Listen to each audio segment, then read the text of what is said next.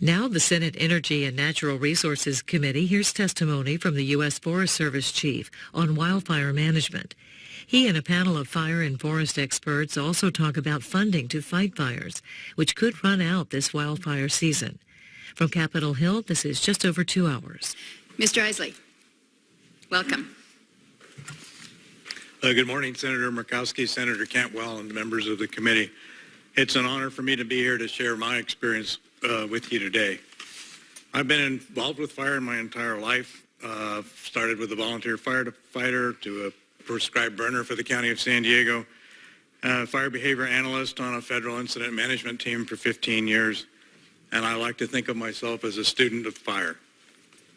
I've learned in Southern California that we will always have extreme fire weather, we will always have a drought, but there will always be ignitions, and ignitions are plentiful and they are random. So the driver of the entire system is fuel.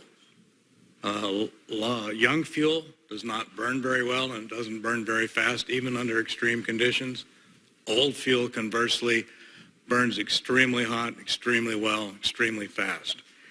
For example, the age of the fuel origin of fires in southern San Diego County in the past, since 1950, the average age of the fuel where the big fires start was 71 years.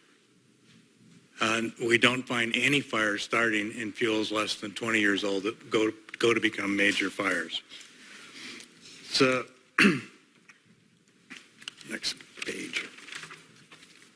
The fire problem in San Diego County has gotten worse, and it's kind of leading the nation again. California, it's not a good spot to be in the lead, but what we've seen in California in the past 50 years is becoming the norm in the western United States.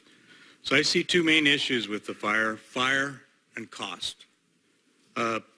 We recognize that the fire problem is the fuels. We're now treating close to 2% of the hazardous fuels, which is a 50-year rotation cycle, which means that as we're doing a great job, we're not even getting close. So we need to be doubling at least our fuel treatment, and it has to be mechanical and fire, because the forests have overgrown to the point that the fire will not thin them. It has to be thinned and then maintained thin with the fire. We need projects that are picked by Forest Service multidisciplinary teams of people, not just fire, but forest health people and sociologists and risk assessments, to pick the ones that are going to give us the big bang for the buck, because we don't have enough money to do it all. We need to spend our dollars wisely. We need to look at NEPA. San Bernardino National Forest is on its fourth year of a one-year NEPA proposal, or EIS, for a 20,000-acre general EIS document. People are gaming the system on NEPA.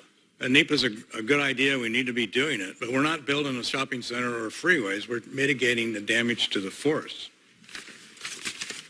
The budget process, I point out that there is FEMA does a plan for state and local and tribal governments. When the fires meet a certain criteria, FEMA picks up 75% of the costs. It seems like they could do that for the federal agencies also, or somewhat similar. We can reduce the cost of fires by managing them better, and I think there's a technological asset here. We need to be able to have the guy on the ground with a laptop computer that can predict where the fire's going and then measure the results of what they're doing based on that. We need to know where the fire is. It's hard to believe that we don't know where the fire is on some of these fires because we can't see them through the smoke and we can't map them. And they need to map them in the first day, not 3 days later. So that kind of technology I believe it's going to go a long way to managing things like managing the fire and then managing the air assets. We can model where aircraft are good and effective and where they're not so good. And we can then let the fire managers make those kinds of decisions based on sound science.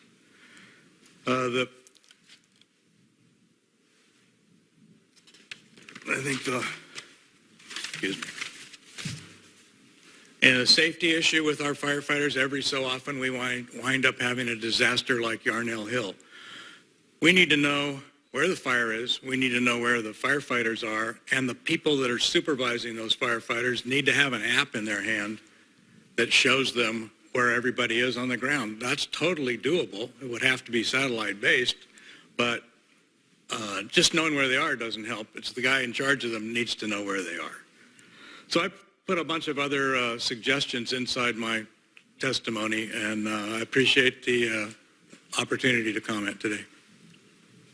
Mr. Eisele, I was surprised to hear you say that you were short on the ground of overhead photography in a fire. When I was governor, we had a summer that there was a lot of fire on, and every morning before it got light, I had in hand a map of what the fire had done from satellite imagery and some other overhead imagery of what the fire had done the day before. So I'm surprised that isn't available to you in San Diego. I'm assuming you have satellite imagery in San Diego like we do in Idaho. What can you tell me about that? So the process you're referring to is the NIROPS program, where the Forest Service airplane flies an infrared plane over all the fires burning in basically the western United States. And then the fire teams have that information before 6 o'clock in the morning, and they do know where their fire is then. The issue is that fires change during the day. We now know where the fire was last night, and we know where the fire was the night before. We don't have real-time information.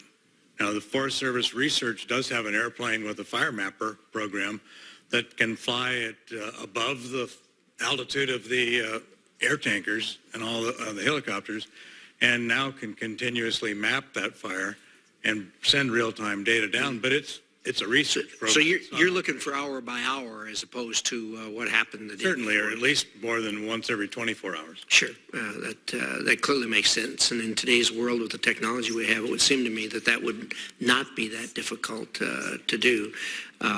Predictability obviously is important, and with weather changing and what have you, sometimes it is relatively predictable and sometimes not. So thank you very much. Appreciate it. Thank you, Madam Chairman.